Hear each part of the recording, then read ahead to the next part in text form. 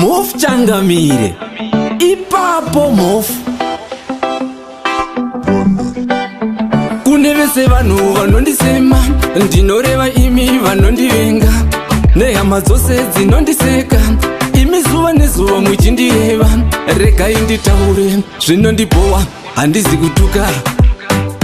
ndisiyei ndiraramise zvandiri kutambura isi mhaka siyaiwo ndiraramise zvandiri kutambura isi mhaka regaiwo ndiraramise zvandiri iko kutambura isi mhaka ndiri murume ndati musandityire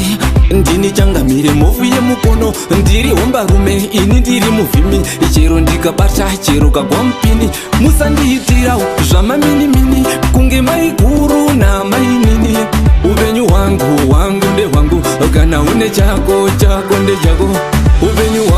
hwangu ndehwangu kana une chako chako ndechako ndisiyei ndiraramise zvandiri kutambura isi mhaka siyaiwo ndiraramise zvandiri kutambura isi mhaka regaiwo ndiraramise zvandiri iko kutambura isi mhaka muri kuzama kuteya nemiteyo ini ndinovimba nevhesi ramateyo muchingondinyenyeredza sendisina zivo hamunyarisva gondo muzvitiyo makandimhakirei ndati munondivengerei kune vese vanhu vanondisema ndinoreva imi vanondivenga nehama dzose dzinondiseka imi zuva nezuva muchindireva regai nditaure zvinondibowa handizi kutuka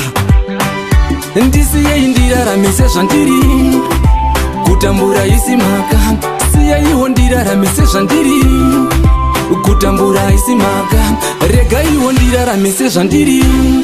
iko kutambura isi mhaka ndiri murume ndati musandityire ndini Changamire movu yemukono ndiri hombarume ini ndiri muvhimi chero ndikabata chero kagwa mupini musandiitirawo zvamaminimini kunge maiguru namainini upenyu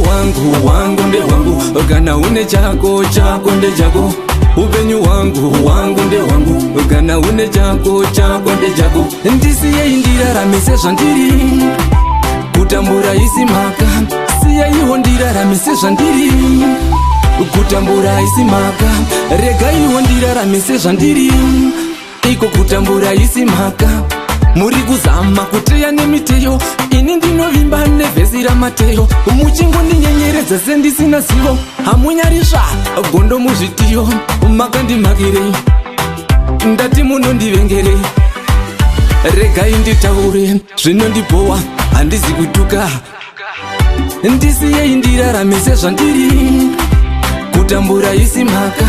siyaiwo ndiraramise zvandiri kutambura isi mhaka regaiwo ndiraramise zvandiri iko kutambura isi mhaka